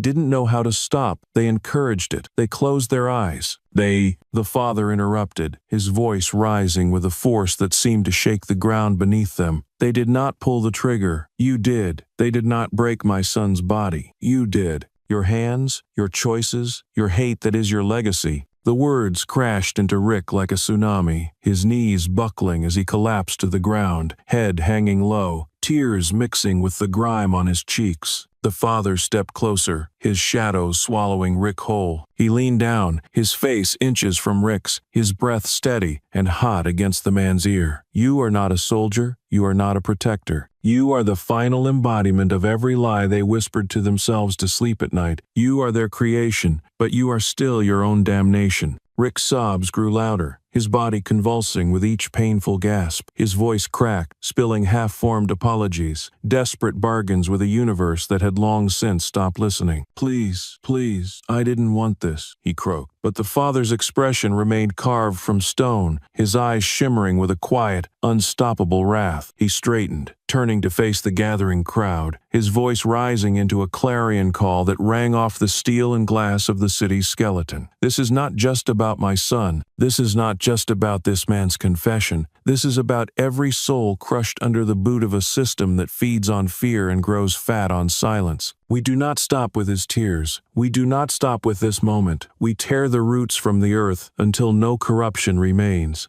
The crowd erupted in a thunderous roar, a collective heartbeat that vibrated through the concrete and into the marrow of every trembling official hiding behind closed doors. The father turned back to Rick, his gaze no longer burning with personal vengeance, but illuminated by a deeper, more universal light. "You will wear your sins openly. You will stand before every mother, every father, every child you terrorized by proxy. You will become the living testament to the rot that must never be allowed to grow again." Rick's head dropped further, his shoulders shaking as the full weight of his confession anchored him to the ground. Around them, officers and city leaders stood frozen, some pale as ghosts, some trembling with the realization that they too were woven into the tapestry of this guilt. The father took another step back, his arms rising slightly, as if to gather the entire crowd into his unwavering resolve. "We demand change not as a plea, but as a command. From this day forward, the lie dies here. The cycle dies here. No more shadows, no more excuses, no more nameless graves." His words cut deeper than any blade, each one a nail sealing the coffin of complacency. Rick tried to speak again, his voice a strangled whisper, but the father silenced him with a single look, a look so sharp and final it felt like the closing of a steel door. Slowly, the father turned, facing the rows of onlookers, whose faces flickered between horror and revelation. In their eyes, he saw not just shock, but a flicker of awakening, a fragile ember he vowed to fan into an unquenchable blaze. The father's voice dropped to a low, vibrating timbre as he addressed them one final time. "Justice is not a verdict, it is a living force. It demands sacrifice, vigilance, and an unbreakable spine. We will be its guardians, its soldiers, its architects. We owe that to every spirit stolen, to every heartbeat silenced." As he finished, a deep silence spread, heavy and sacred, the kind of silence that marks the exact moment before a new world is born. He looked down one last time at Rick, the broken vessel of every systemic lie, and then beyond him, toward the horizon bleeding with a new day's light. Without another word, the father stepped forward, past Rick, past the crowd, his silhouette growing taller, sharper, as if forged from the very essence of rebellion itself. In that quiet march, he carried not only the memory of his son, but the collective cry of a city that had finally tasted its own voice. Rick remained on the ground, shaking, his sobs echoing into the growing dawn as the crowd closed in around him, not as a mob hungry for blood, but as witnesses to a truth that would forever shape their bones. And as the father disappeared into the breaking light, his son's laughter rang once more through the city's canyons, not as a ghost but as a war song promising that no one would ever be forgotten again.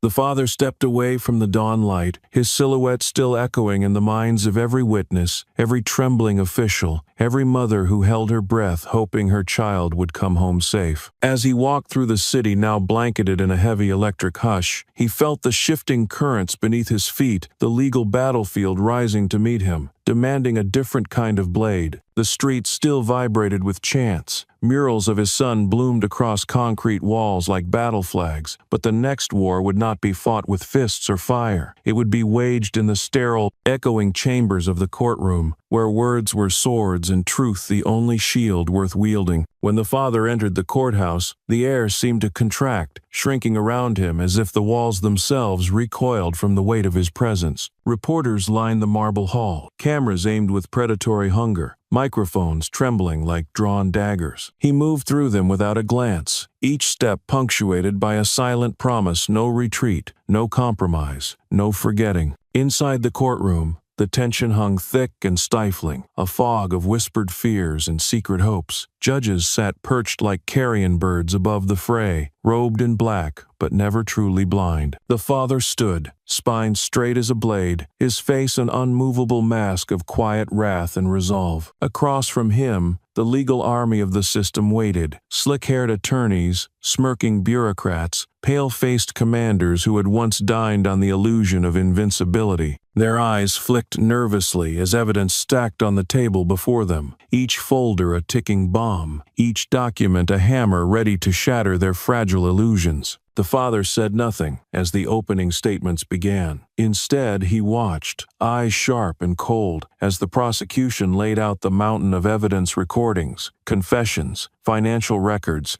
secret memos bearing the fingerprints of every trembling official. The defense scrambled, voices sharp and brittle, weaving excuses like tattered veils that disintegrated under the father's unwavering gaze. They spoke of isolated incidents, unfortunate misunderstandings, necessary force, but each word fell flat, echoing against walls now haunted by the collective roar of a city awakened. In the gallery, community leaders, activists, grieving families, and survivors watched with wide, unblinking eyes. Every shift, every whisper, every subtle movement felt like a collective heartbeat urging the father forward. When he finally stepped to the stand, the entire room fell silent, as though the universe itself had paused to listen. He did not fidget or hesitate. His hands, scarred by decades of sacrifice and defiance, rested firmly on the edge of the stand. His eyes swept the room, each glance an accusation, each breath a testament to the unyielding spirit coiled within him. "This is not just a case about my son," he began, his voice low and steady, slicing through the room like a cold wind through glass. "This is about every silent cry ignored, every life erased beneath a badge, every system that taught monsters to feed on our fear and called it order." Gasps shivered across the courtroom, and the judge shifted uncomfortably, his gavel trembling in his hand. The father continued, each word measured and deliberate, each sentence a nail driven into the coffin of the defense. "They cultivated violence, nurtured it like a prize crop, and when it bloomed, they blamed the soil, the weather, the wind, everything but the gardeners themselves.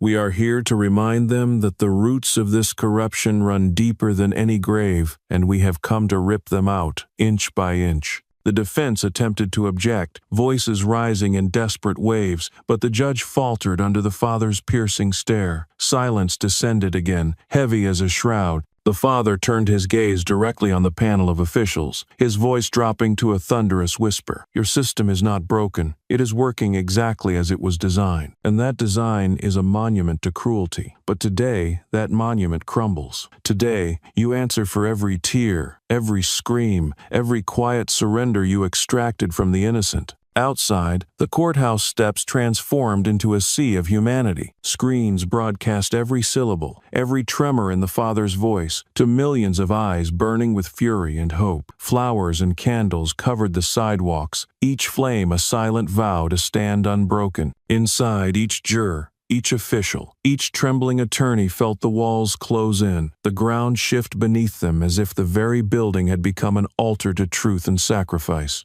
The father did not waver even as the cross-examinations grew vicious, the questions aimed like barbed arrows at his soul. They called him a vigilante, a destabilizer, an extremist, but he answered with unwavering poise, each rebuttal a spear flung back at their throats. He revealed hidden files, named names, recited entire strings of events with a soldier's precision and a father's fire. With every revelation, the courtroom felt smaller, the defense's armor flaking away, revealing the raw, terrified skin beneath. The trial stretched for weeks, each day a marathon of moral combat. Witness after witness came forward, emboldened by the father's iron resolve, shedding their fear like an old skin. Survivors wept through testimonies, their stories forming a choir of agony that no defense attorney could drown out. Journalists documented each detail, feeding a public ravenous for every drop of unvarnished truth. The city shifted outside the courtroom walls, protests swelling into organized movements, demands evolving from rage to concrete reform proposals. In the final days, the father stood alone before the jury, a living monument to relentless love and vengeance. His closing argument rang through the chamber like a cathedral bell, resonating far beyond marble and wood. "Justice is not an act. It is a living promise," he declared, his voice growing, gathering momentum, rising to fill the room with an energy that made even the walls tremble. "We do not seek revenge. We seek rebirth. We demand a system that serves the people, not the powerful, a law that protects the innocent, not the privileged. We owe this to those already buried, and to every child yet to draw breath." Silence engulfed the courtroom as he stepped back, each heartbeat echoing in the void. The jury withdrew, the city holding its collective breath as the minutes stretched into hours. When the verdict finally came, it struck like a lightning bolt splitting the sky. Guilty. The word reverberated through every corridor, every street, every heart still raw with grief and rage. Cheers erupted outside, primal, unified roar that surged into the heavens. The father stood motionless, his eyes closing for a brief moment, a single tear tracking down his battle-hardened face. He knew this victory was not an ending but a beginning, a foundation upon which 1,000 battles would be built. The system would fight back, the machine would adapt, but the seed of change had been planted, its roots now deeper than any bunker of lies could ever reach. As he stepped from the courtroom into the blinding light of a city reborn, the father felt his son's presence in every handshake, every chant, every uplifted fist. He had not only fought for a verdict, he had ignited a revolution in the marrow of the city's bones. And though the road ahead promised more storms, more scars, he would walk it unflinching, carrying with him the unextinguishable flame of a promise that no more children would be lost in shadows, that no more fathers would be forced to become weapons in the name of love. In that single burning moment, justice was not a dream but a living pulse, beating in sync with every heart that had dared to believe. The father stepped into the morning air, the courtroom's echo still reverberating through his veins like a war drum. The city outside felt different now, the air charged with a sharp electric clarity that tasted like rain after a wildfire. It was a city no longer drowning in silent complicity, but gasping awake, shaken into a painful but necessary consciousness. As he walked past crowds pressed against barricades, their eyes wide with a mix of reverence and awe, he knew this was the moment when the scales finally began to tip, when justice was no longer a distant promise but a living, breathing presence clawing its way back to the surface. Inside the courthouse, the final verdicts thundered through the marble halls. Officers who had once swaggered through streets with impunity now sat shackled, their faces pale, stripped of every ounce of arrogance they once wore like armor. The jurors' words slammed down like hammer blows, guilty. Each syllable landed as a nail in the coffin of a system that had for too long thrived on silence and fear. The courtroom itself seemed to exhale, the walls trembling as if they had been holding their breath for generations. Rick stood alone now, his head lowered, wrists bound, the weight of his crimes collapsing his spine into a pathetic curve. His eyes darted around the room,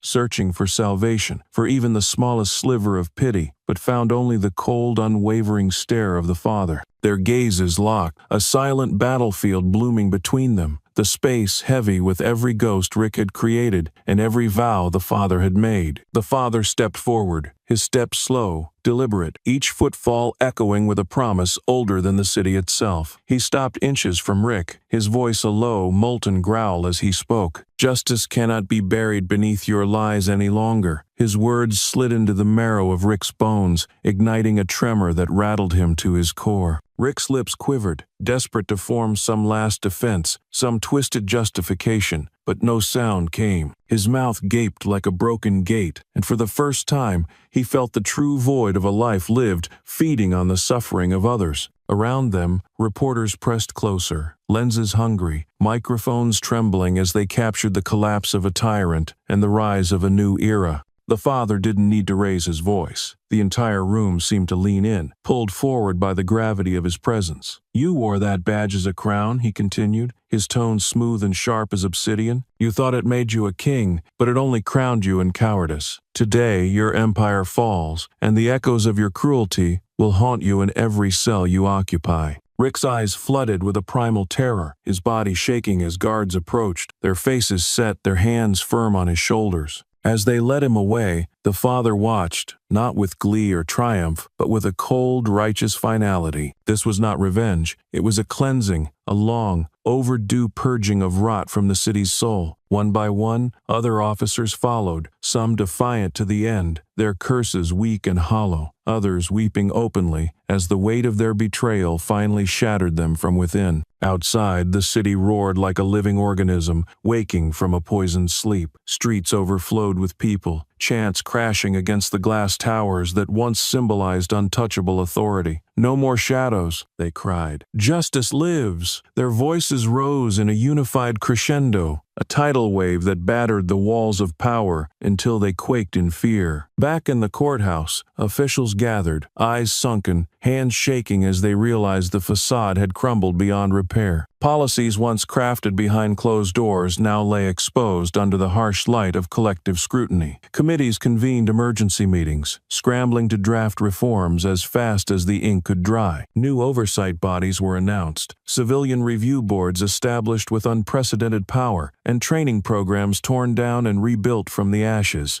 The father's fight had ignited a reckoning so intense that even the most entrenched leaders felt its heat licking at their polished shoes. But amidst the sweeping institutional changes, it was the father's quiet, unrelenting presence that remained the sharpest blade. He refused interviews, turned away from the blinding flashes of cameras, and ignored the political overtures from newly rebranded officials. Instead, he returned to the community, moving among the people like a silent guardian, his presence a living reminder of the price paid in blood and silence. He stood at vigils, holding candles beside mothers who had buried sons, beside fathers who had lost daughters, beside children who now carried new scars on their tiny shoulders. His hands, once weapons of war, now held trembling fingers with a gentleness that belied the fires raging behind his eyes. And in every whispered prayer, every tear-soaked embrace, the father felt his son's laughter echoing back, no longer as a ghost but as a promise renewed with every sunrise. The city's pulse shifted, each beat now carrying the memory of that final courtroom confrontation, the vision of Rick's collapse, the father's unwavering stare, and the word guilty resonating like a sacred hymn. Change swept through the streets, slower than anger wished but surer than despair feared. In neighborhood centers, murals of the father and his son bloomed across walls once marked by decay and graffiti, each brushstroke a vow to remember and rebuild. As Rick disappeared behind reinforced bars, his face a ruin of broken pride and rotting illusions, the father stood on the courthouse steps one last time, looking out over a sea of faces alight with hard-won hope. He did not raise his fists or shout slogans. He simply nodded, a small, almost imperceptible motion that carried the weight of 1,000 battles and a single, precious victory. In that moment, he understood that justice was not a finish line, but a living flame needing constant vigilance, each generation tasked to keep it burning against the endless winds of corruption and apathy. He had carried it farther than most, but the fire would not die with him. It would leap into every eye that had watched, every hand that had clenched in rage, every voice that had dared to rise above the orchestrated silence. As the sun broke through the last veil of morning fog, the father felt his son's presence wrap around him, a warmth that settled into his bones and pushed the shadows from his heart. He closed his eyes, inhaled deeply, and exhaled as though releasing a final burden into the world. His war had changed the city forever, not just in its laws but in its very soul. And though scars would remain, they would now serve as reminders, as living testaments to a battle fought not for revenge but for the right to live and breathe without fear. Justice,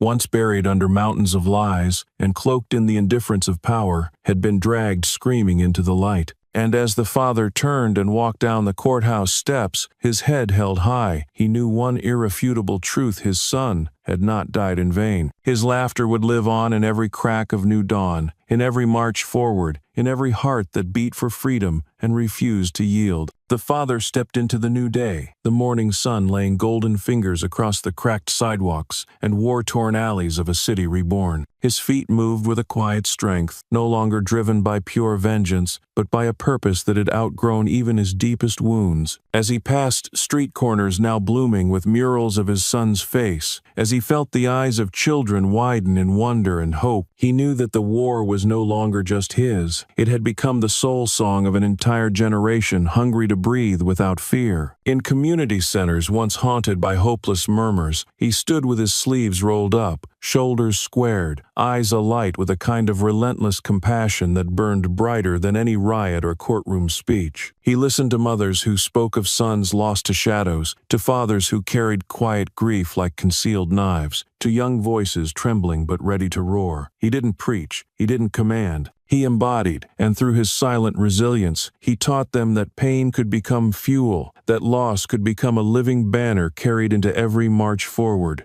Days turned into weeks, and the father became a fixture at every rally, every town hall, every midnight gathering in candlelit park. His presence stitched together frayed spirits, transforming fractured outrage into a focused, unstoppable movement. His words, once weapons aimed at enemies, evolved into seeds, each one sinking into minds and blooming into visions of justice and shared humanity. Children clung to his hands, tracing the deep scars along his knuckles, eyes wide as if they could see the stories imprinted into his very skin. He partnered with activists, educators, and reformers, building networks that spanned across neighborhoods and city lines. Under his guidance, grassroots programs sprouted like wildflowers, youth mentorship circles that turned vacant lots into gardens of laughter and learning, legal workshops that armed the powerless with knowledge sharper than any blade, art collectives that painted entire walls with stories once too dangerous to be spoken aloud. Every initiative pulsed with his son's spirit, not as a ghost chained to tragedy, but as a guardian spirit, urging each hand to paint, each voice to rise. The father did not seek applause. When officials attempted to bestow honors upon him, to capture his fire inside a neat plaque or a staged photo opportunity, he turned away, his eyes narrowing with the same steel that had once frozen an entire courtroom. "I am not a symbol for your ceremonies," he told them, his voice quiet but unyielding. "I am a mirror for your failures, and a reminder of the cost of your silence." In those moments, even the most hardened bureaucrats felt the blade of his words slice through their hollow gestures, leaving only the raw, trembling demand for real change. At vigils, he stood with candles burning low, listening to the names read aloud, each one a prayer rising into the midnight sky. He wept openly, not from weakness but from a wellspring of empathy so deep it threatened to swallow him whole. And yet, every tear was followed by an inhale of resolve, a tightening of his fists around the flame, as if vowing to guard every single name with his own breath. In classrooms, he knelt beside young students who had once believed the world was too dark to be worth dreaming about. His voice softened, his stories stripped of bitterness, each sentence crafted like a map showing them a way out of the maze of violence and despair. When a young boy asked, "Will they come for us again?" the father's eyes locked onto his, unwavering. "They might," he answered, his voice steady as a mountain, "but you will not meet them alone. You will meet them standing, hand in hand with 1,000 others who refuse to bow." Slowly, monuments of stone and bronze rose across the city, not to glorify war or power, but to honor resilience and rebirth. Sculptures of open hands, murals of tear-streaked faces transforming into radiant smiles, walls covered in poetry that bled from sorrow into hope, each piece a testament to the metamorphosis he had sparked. People began to gather in these spaces, not as passive observers but as active keepers of the flame, telling stories, sharing food, teaching children the names of the fallen so they would never fade into silence again. The father moved through all of this like a quiet storm, eyes reflecting the light of 100 tiny candles and the steady glow of an unbreakable resolve. He refused to let his son's laughter become a relic. Instead, he carried it as a living anthem, echoing in every workshop, every march, every whispered prayer drifting skyward. Even the police force, once an unbreachable wall of blue silence, began to fracture and reform. Officers stepped forward to confess, to rebuild, to stand beside the people they had once terrorized. Training programs transformed, internal policies rewritten by hands no longer guided by fear, but by an urgent, fragile compassion. One evening, as dusk painted the city in shades of violet and gold, the father stood atop a small stage in the heart of a once-forgotten park. The air buzzed with anticipation. Hundreds gathered, candles flickering like a constellation reborn on earth. His voice rose, not as a warrior's war cry, but as a guardian's gentle command. "We are not here to erase our scars," he said, each word unfolding like a petal in the gathering dark. "We are here to honor them, to carry them forward as living reminders of our shared promise, to rise, to rebuild, to protect one another as fiercely as we protect our own breath." A hush fell, then a wave of quiet sobs, and then a chorus of cheers that split the night sky open. In that roar, he felt his son's hand slip into his own, the weight of every sacrifice transformed into wings lifting him above the wreckage of old wounds. In that moment, the father was no longer just a grieving man. He was the pulse of a city rediscovering its heartbeat, the whisper in every ear, daring them to dream beyond their pain, the warmth at the center of every clenched fist,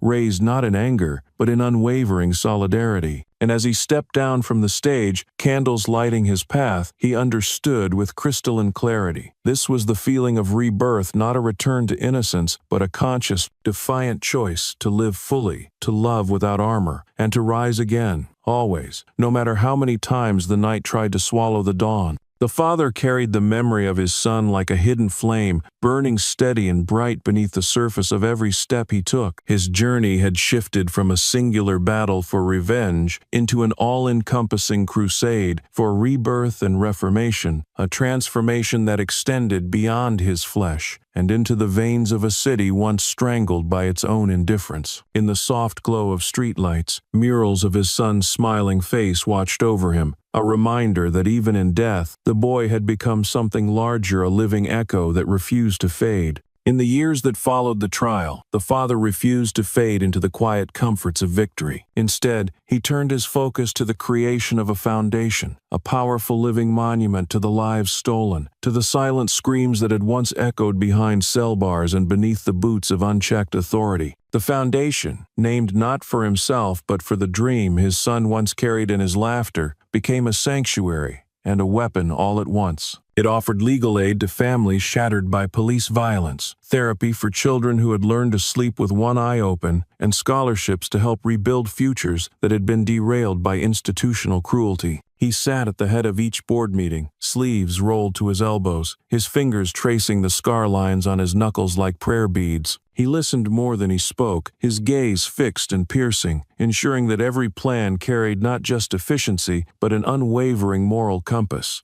Under his guidance, the foundation spread across neighborhoods like veins of gold beneath cracked asphalt, building youth centers, community defense initiatives, and creative collectives where art healed wounds words could never reach. Children once too terrified to play outside now crowded basketball courts under bright murals, chanting his son's name as if it were a spell for safety and courage. Mothers who had buried sons stood in circles, hands clasped, forging sisterhood stronger than any badge. Artists painted entire alleyways with scenes of grief transmuting into radiant defiance, each brushstroke a hymn to resistance and survival. And through it all, the father moved among them, sometimes a silent watcher, sometimes a gentle guide, but always a steady pulse that kept the collective heart beating. The father's story seeped into classrooms and dinner tables, carried in hushed reverence and explosive pride alike. Generations of children grew up hearing his name, not as a ghost of tragedy, but as a lighthouse blazing through storms. Teachers recited his speeches in civics lessons. Parents invoked his resolve when their children felt small against the world's towering walls. His life, once defined by a singular loss, had expanded into a mythic force, a living reminder that every wound could be an open door rather than a dead end. Meanwhile, his foundation's reach extended further, working with policymakers to craft new legislation, dismantle archaic oversight boards, and rebuild law enforcement from the marrow out. His voice echoed in Senate chambers and community halls alike, sharp and unyielding when needed, soft and anchoring when hearts trembled. Even the most jaded politicians found themselves disarmed beneath his unwavering gaze, the silent accusation of his sacrifices shattering their scripted platitudes.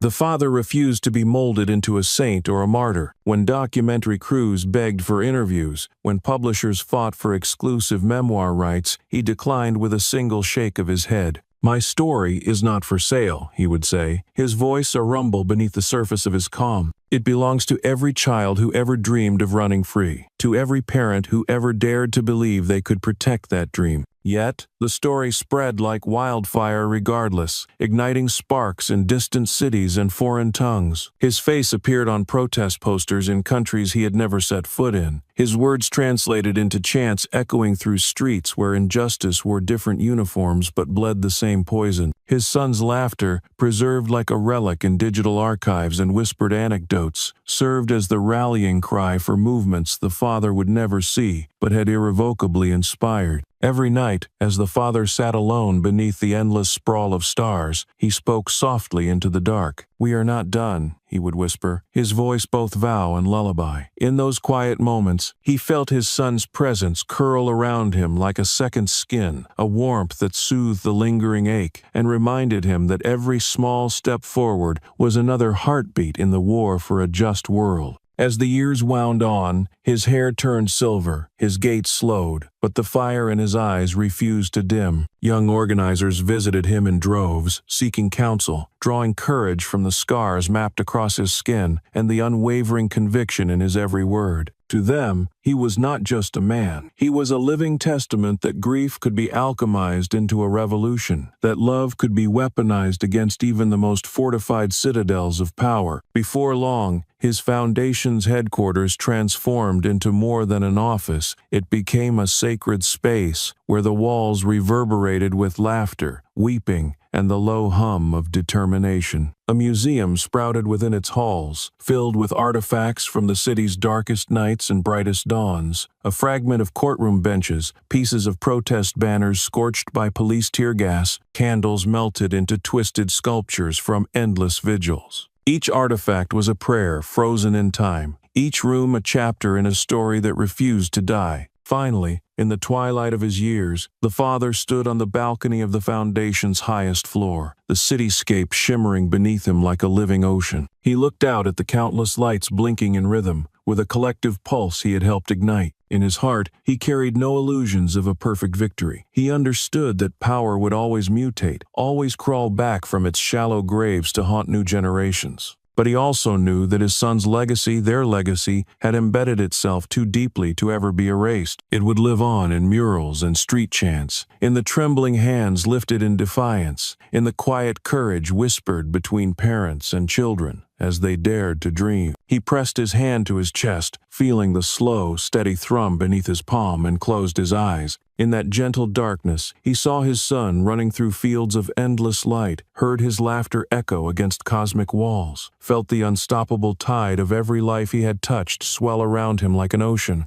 When he opened his eyes, they shimmered not with tears of grief, but with the quiet, invincible joy of a man who had become more than flesh. More than story, he had become a seed planted in countless souls, destined to bloom long after his own heartbeat ceased. And as the wind rose to carry his whispered promises across the rooftops and alleyways, the father stood unbowed, the final guardian of a flame that would never die. His legacy, no longer confined to him alone, had transcended into a living force, a force that would forever echo. In every march toward dawn, in every chant for justice, in every breath drawn freely by those who dared to believe that love, when armed with courage, could transform the world.